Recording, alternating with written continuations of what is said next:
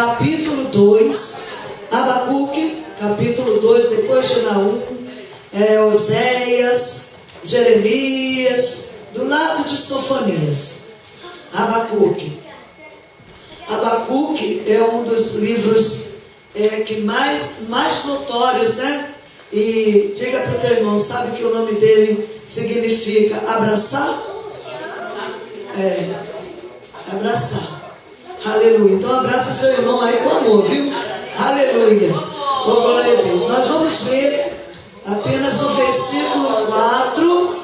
Aleluia. A parte B, que diz assim: mas o justo pela sua fé viverá. Diga, mas o justo pela sua fé viverá. Não é a tua não, é a sua. Fala pessoa, objeto de observação que é fora o íntimo. Não é a tua fé que eu vou viver pela minha fé, amém? Então pode sentar dando glória a Deus. Quero parabenizar o líder de missões, muito bem colocado, impressionante essa fita, né? Que está nos dando assim um entendimento de como Deus quer fazer a sua obra. Nós vamos falar sobre o justo, irmãos, e sobre a fé que o justo vive. É tempo de nós recordarmos que a palavra do Senhor, ele diz que sem fé é impossível agradar a Deus. Importa que aqueles que se aproximam de Deus, eu vou esperar os irmãos se assossegarem para poder ministrar a palavra, porque é difícil ministrar, né? Assim. Então, a palavra de Deus diz que sem a fé é impossível agradar a Deus. Porque o que agrada ao Senhor não é um título, não é você até mesmo entregar tudo o que você tem. O que faz agradável ao Senhor é que você tenha fé naquilo que Ele diz para a tua vida. E a palavra aqui não está falando para uma pessoa comum, está falando do justo, aquele que foi justificado pelo Senhor para viver em fé, mesmo numa turbulência, como foi dado aqui, um diagnóstico de como está o mundo e o que precisa ser alcançado. Mas nós estamos aqui dentro porque houve em nós uma fé. E essa fé mexeu com a nossa mente, o nosso espírito e a nossa alma. Por isso nosso corpo foi conduzido até aqui para adorar um Deus que eu não apalpo, um Deus que eu não vejo com os meus olhos naturais, mas que a minha vida espiritual sente e vê e o adora. Aleluia. E quando nós estamos falando da fé, nós vamos lembrar do pai da fé. Eu estava dando uma lida antes de vir para cá ministrar, e eu estava dando uma recordação que quando Abraão, ele teve uma dificuldade em família, que Deus deixou a sua mulher Sara chegar para Abraão e dizer: Abraão, pega a tua escrava Agar e o teu filho Ismael e tira da minha presença. Sara estava por demais irada, porque havia ali um conflito de gerações, um conflito muito forte na vida de Sara com o filho da escrava Agar. E quando Deus observou a confusão que estava no coração de Abraão, Deus chegou para Abraão e disse: Abraão, escuta a tua mulher, faz o que ela está te dizendo. E Abraão simplesmente não fez isso, porque a Sara estava irada. Abraão fez exatamente o que Deus disse, porque quando Deus falou para ele ouvir a sua mulher, Deus disse para ele assim: eu farei de Ismael uma grande nação. Aleluia. Então havia ali na mente de Abraão uma fé. Ele não iria despedir o seu filho depois de convivência de 14 anos aproximadamente, sem ele sequer ter um outro filho. Ismael na idade de 16 anos, e Deus permitir que ele não tivesse fé suficiente para pegar o seu filho, pegar um cântaro de água e despedir tanto ele quanto uma escrava que o servia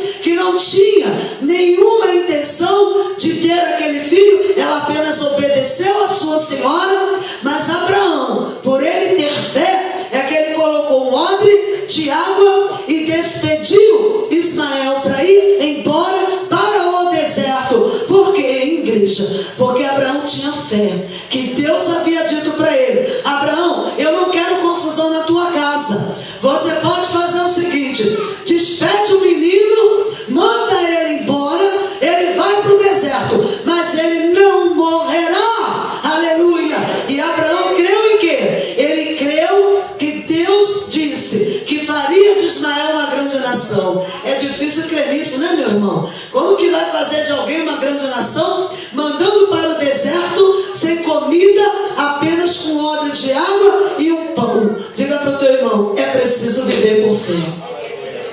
E Abraão creu. Ele tanto creu que hoje nós sabemos que a nação de Ismael continua dominando. Aleluia! Então Deus está nos falando nesta noite. Você não vive por vista, você vive por fé. Aleluia! Mas, irmão, viver por fé é coisa de doido, é mesmo. Imagina no mundo que nós estamos.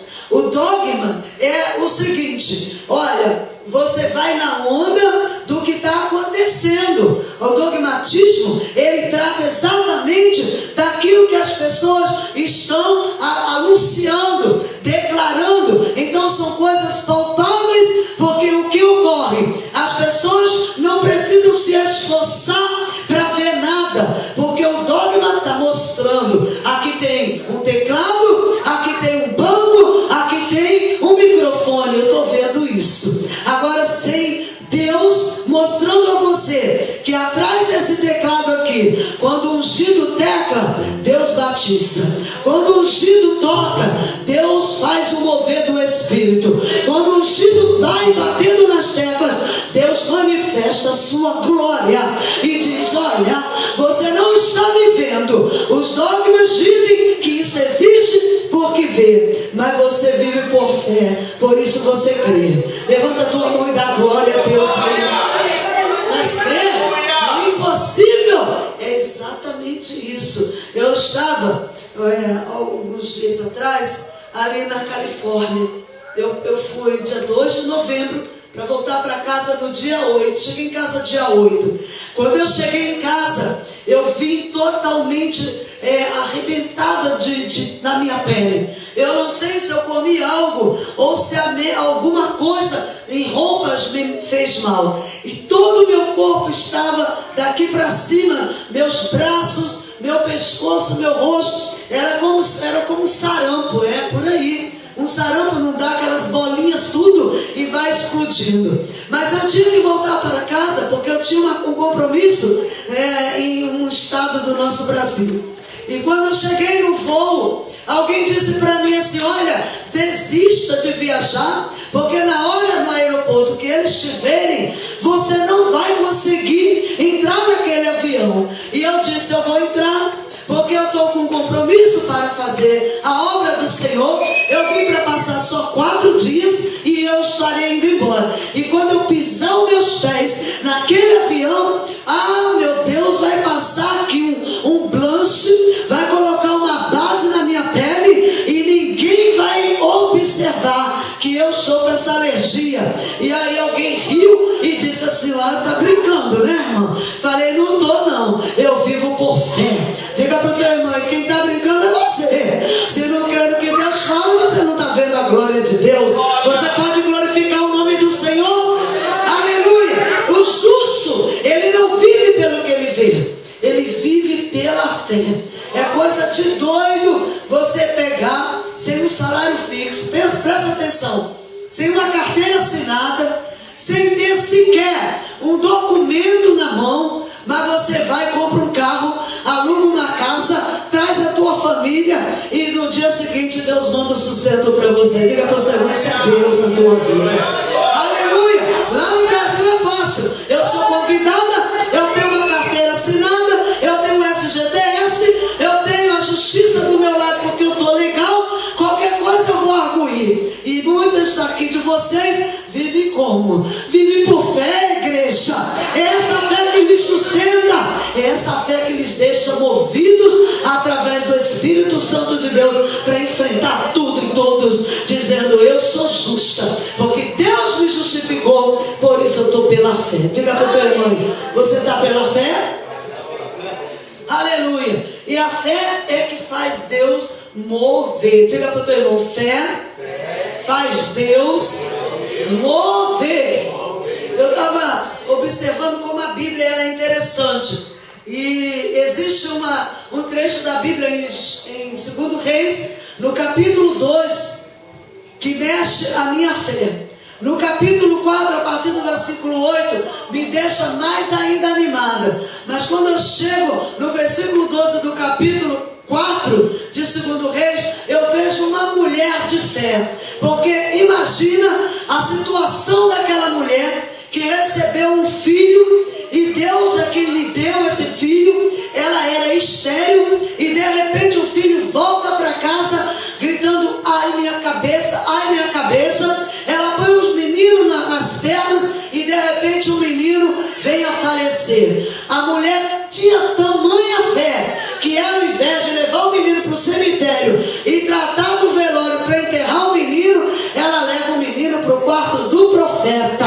Diga para o teu irmão: é fé, meu irmão, é fé, é coisa de doido pegar um morto e levar para o quarto do profeta. Por que ela fez isso? Porque ela sabia que o Deus que ela servia não era um Deus de plástico, nem um Deus de imagem. Era um Deus que na hora que ela declarasse: vai tudo bem, oh glória, a mão dele se estenderia e atenderia aquela voz que estava gritando, dizendo: o meu filho está morto, mas o meu Deus está vivo. Aleluia. Levanta a tua mão e começa a declarar: aleluia. Você pode até não entender agora, mas Deus está dizendo: o justo viverá pela sua fé. Não é a fé da missionária, não. Eu fui agora num recente evento e eu achei interessante que quando eu estava ali entrando no templo, entrou um jovem com 2 muletas e ele estava vindo para aquele culto. E quando eu olhei assim, eu vi que o pé dele não ia ao chão. E ele com aquelas 2 muletas, e ele ia direto. E o templo era muito grande, e ele, ao invés de vir sentar à frente, ele foi lá para trás. E eu não enxergo de longe, mas vi para onde ele foi. Depois eu perdi de vista. Quando eu comecei a ministrar a palavra do Senhor, Deus falou comigo: eu vou curá-lo. Eu disse: quem, Senhor? Eu disse: aquele jovem. E mandou eu olhar bem para o fundo da igreja. Falei: amém, amém, o Senhor vai curar. Eu digo amém. Porém, eu tinha que fazer alguma coisa. E o que é que eu tinha que fazer? Quando terminamos de ministrar, chamei o povo para orar. Venham para frente para orarmos. Aí da pouco eu disse: aquele jovem que estava com 2 muletas que entrou por aqui, onde você está? Aí ele fez o sinal com a mão e disse: vem para cá, meu filho. E ele foi, pegou as 2 muletas e começou a vir, e foi empurrando. Quando ele chegou bem perto de mim, eu falei para ele: já tinha essa experiência antes, que Deus me deu ela, mas eu nunca vi tanta fé, que eu falei assim: me dá a muleta. Ele estendeu as 2. Diga glória a Deus, Senhor. Dá glória. Se eu fosse você, dava glória. Ele não me deu uma, ele me deu as 2. Quando ele me deu as 2, eu olhei assim, eu falei para ele assim: mas você anda? Ele disse: até a hora que eu entrei aqui não, mas quando eu entrei, Deus disse para mim que a senhora ia me chamar e que eu ia sair daqui andando. Levanta a tua mão e dá glória. O que foi que aconteceu?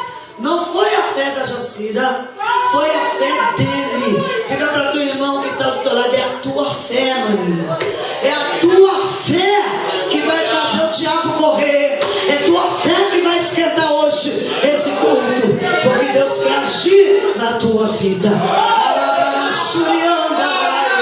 Aleluia. Nós não podemos ter só a página da Bíblia. Bem disseste aquele missionário: o mundo está todo aí de cabeça para baixo. Todo mundo diz que sou de uma religião, outros dizem quem são, mas eu sou aquela que lá em João 17 o Senhor dizia, quando eu orava pelos discípulos: Senhor, eu não oro somente por estes que já me destes, eu oro por aqueles que ainda hão de crer no meu nome. Antes mesmo do sacrifício, ele já estava crendo que eu ia existir. Ele já estava me chamando à existência e dizendo: ó igreja, eu te chamei à existência sem você existir. Em outras palavras, eu estou te ensinando a ter fé sem ver. Você tem fé sem ver, porque fé não se vê, fé se espera.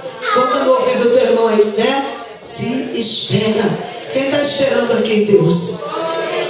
Quem está esperando? Eu outro dia acordei pela manhã, minha varanda é bem comprida e os passarinhos, eles têm um negócio interessante, não sei se vocês já viram isso.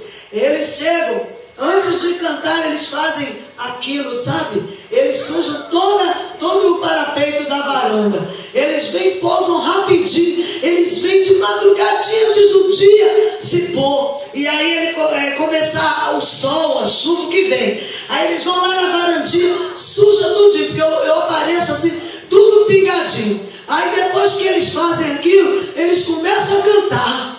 E cantam muito. Aí eu fiquei olhando, quer dizer que primeiro eles vêm, sujam a minha varanda, depois eles cantam. Aí o Senhor dizia para mim, minha serva, é que primeiro eles se esvaziam. Quem já está cheio não pode cantar. Agora quem se esvazia tem lugar para me adorar.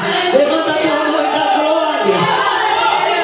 E eu fiquei impressionado. E eu lembrei da palavra bíblica que está em Mateus capítulo 6. Quando diz, né, que as aves dos céus não semeiam nem cegam, mas o Senhor cuida de cada uma delas. Elas não sabem se vão ter comida, elas não sabem de nada, mas elas acordam cantando. Diga para o seu irmão, isso é fé.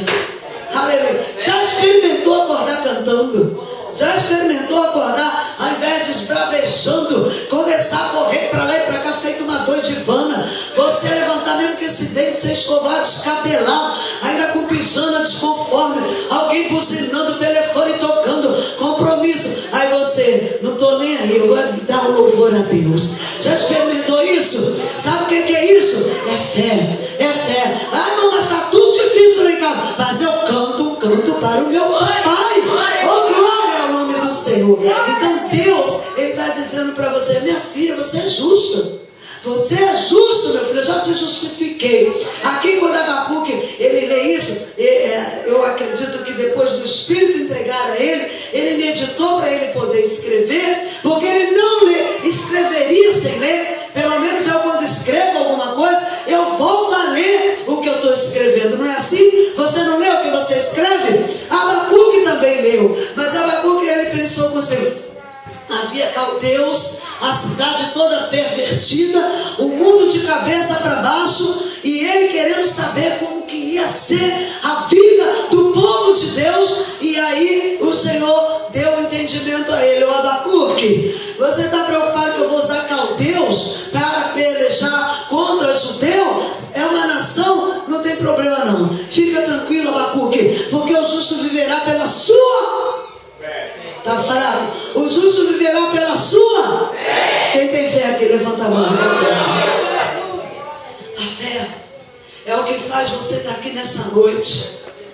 A fé é o que trabalha no teu sobrenatural. Eu conversei com meu filho agora, recente, e ele esteve na Europa por 15 dias. E quando ele estava lá na Europa, eu fiquei com o coração meio que apertado. E quando ele chegou, ele levou uns tickets para fazer uma determinada viagem, para ele voltar de Dubai, Dubai, sei lá como chama direito, para ele poder voltar para onde ele tinha que estar hospedado. E quando ele chegou no ônibus, ele tinha 2 bolsas, 2 bagagens.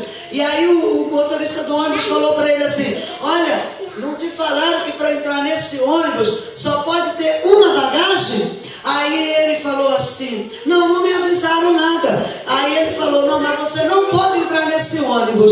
Aí ele falou assim, mas como eu não posso, eu já paguei o ticket, eu já estou aqui com a passagem, eu tenho que ir para essa cidade. Aí ele disse assim, não, você vai fazer o seguinte, você vai ter que, para pegar esse ônibus, você vai ter que correr até uma rua assim, tem uma subida assim, uma meia encurvada, e lá na frente, se o ônibus passar, enquanto você chega lá, você vai conseguir pegar o ônibus, eu deixo você entrar com as 2 malas. Aí meu filho pegou e falou, tá bom, tudo bem.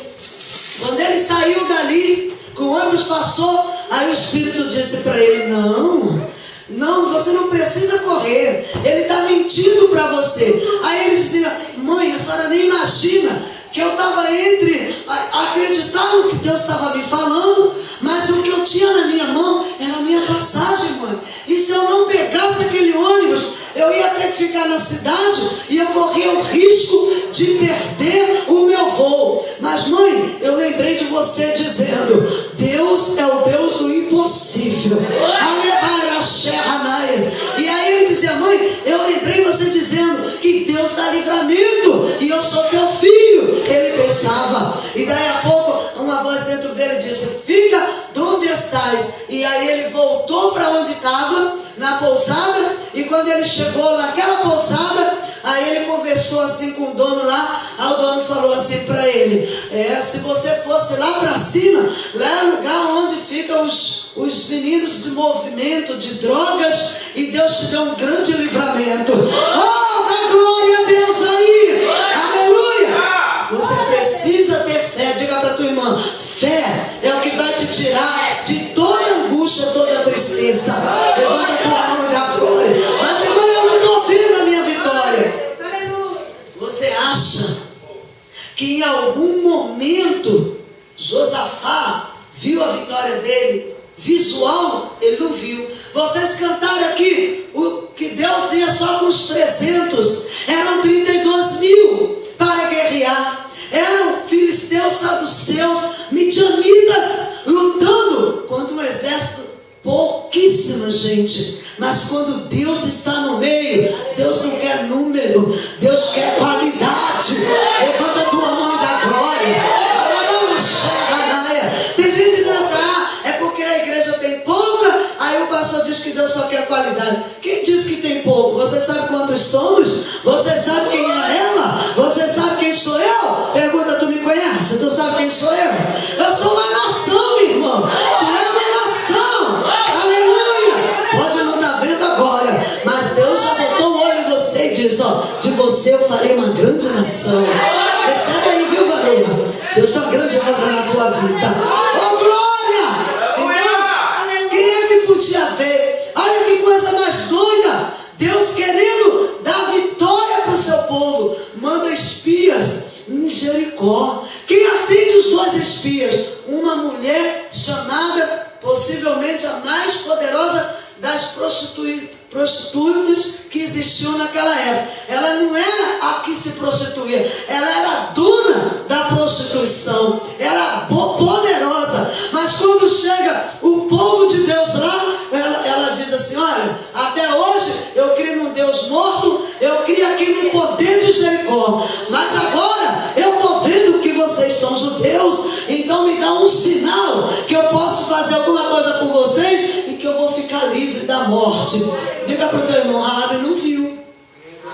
Ela não viu o livramento. Ela tinha um risco de ser até depedrada, morrer ali com asfixia. No entanto, ela creu, escondeu os espias, colocou o fitilho de escarlate na porta, e quando o anjo da morte passou, na casa dela não chegou.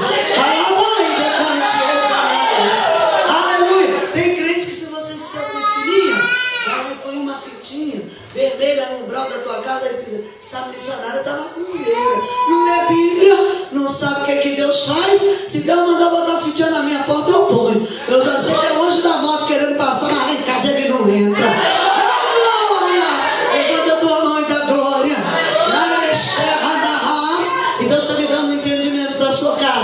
Põe a fitinha lá na tua porta, porque a morte não vai ceifar teu filho, não. A glória a Deus aí, aleluia. É fé, diga para tua irmã, é fé. Irmãos, vamos aglomerar aqui a fé. Vamos pensar em 3.000 pessoas. Já pensou em 3.000 pessoas? Deixa eu ver se eu tenho alguma coisa aqui para mostrar. Acho que ficou lá, não tem aqui. 3.000 pessoas. Com 3 dias de fome. Depois a gente pega, fique tranquilo. 3 dias de fome. Escutando palavra. Escutando bênção. De repente, cadê a comida? Não tem. Aí, vem alguém que diz assim, tem um cheirinho de peixe. Aí descobre alguém que levou lanchinho. O menino dos 5 pães e 2 peixinhos. 3.000 pessoas, fora o resto. Que ainda tinha mais ainda. Porque só contavam os homens. Vocês sabem que criança e mulher, nós não éramos números. Hoje nós somos em número. Ai, glória! Oh, coisa linda! Então, pega um cheiro de peixe. Alguém, por fé, ó, trouxe lanchinho. O que vai fazer? Com 5 pães e 2 peixinhos. Entrega na mão dele, dá para ele, dá para o dono do milagre. Aí vem o menino, fica sem o lanche, não sabia se ia comer. Entrega na mão de Jesus 5 pães e 2 peixes. O que Jesus faz? Não faz igual a Etiópia e nem essas Áfricas aí, essas guerras, que quando chega a comida, vem todo mundo esfomeado, gritando, até matando para poder chegar à frente. Jesus diz assim: assentai-vos na relva, misericórdia. Imagina eu com fome, só tem 5 pães e 2 peixes, e eu escuto o Senhor dizer: assenta aí. Em outras palavras, te quieta. Tu pode fazer o que eu faço? Tu tem poder para fazer, eu só quero fé em você. E o que acontece? O povo todo obedece. Senta todo mundo na relva, o Senhor dá graças e daqui a pouco começa a aparecer pão. Começa a aparecer pão. Diga para a tua irmã: dá graças. Dá graça. Aleluia. Dá graça. Não é na hora que tem muito não, hein? Diga para a tua irmã: na hora que está bem pouquinho. Oh, maravilha. E é isso que é viver pela fé. Às vezes eu penso: meu Deus, o que o povo sofre tanto, Jesus?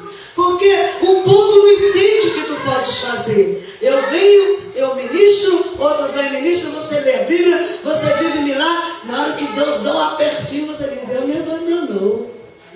Aí cadê você? Você saiu. Como diz, eu sempre gosto de falar daquela baiana que ela prega e diz assim: diga aí, irmão, se tu tem razão de contender com esse teu Deus que é tão grande. Diga aí, ela falava pra gente: diga aí, irmã, tu já mediu Deus, tu sabe o tamanho de Deus. Minha irmã, tu não sabe, porque Deus é que te fez. Tu não tem como medir Deus, mas Deus te mediu. Oh, glória! Deus está medindo o que hoje em mim? Deus está medindo se eu tenho fé para sair desse laço. Deus está medindo se eu tenho fé para ver Ele libertar na minha casa. Deus está medindo para saber se eu tenho fé para crer no sobrenatural, para ver a glória dEle na minha vida. Levanta a tua mão e glorifica a Deus. As aleluia. E aí? Nós vemos, ouvimos, mas não cremos. Porque é fácil crer na hora que vai tudo bem. Quando está todo mundo te arrebentando. Pensa em Naum, cidade pequena. Naum não era muito grande não.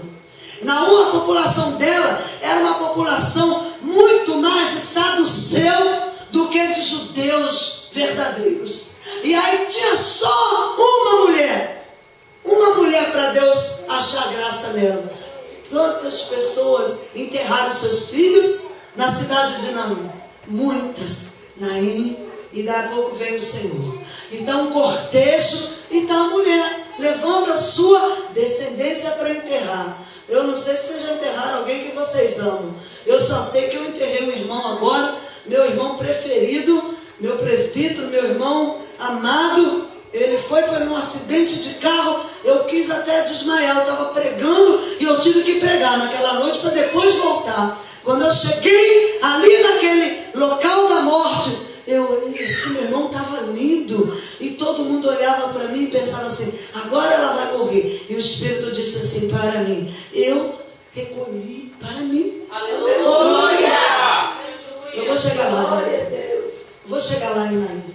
E aí eu olhei assim, peguei minha sobrinha de 8 anos e falei assim: tu estava no culto domingo passado com teu pai? Ela disse: eu estava. E eu falei: o que aconteceu no culto? Ai, tia, a glória de Deus caiu naquele lugar. Meu pai foi tão usado por Deus. Ai, mas Deus sacudia meu pai. Meu pai foi levado ao chão. E eu disse: foi, filha? Foi. Então ele está onde? Está com o Senhor.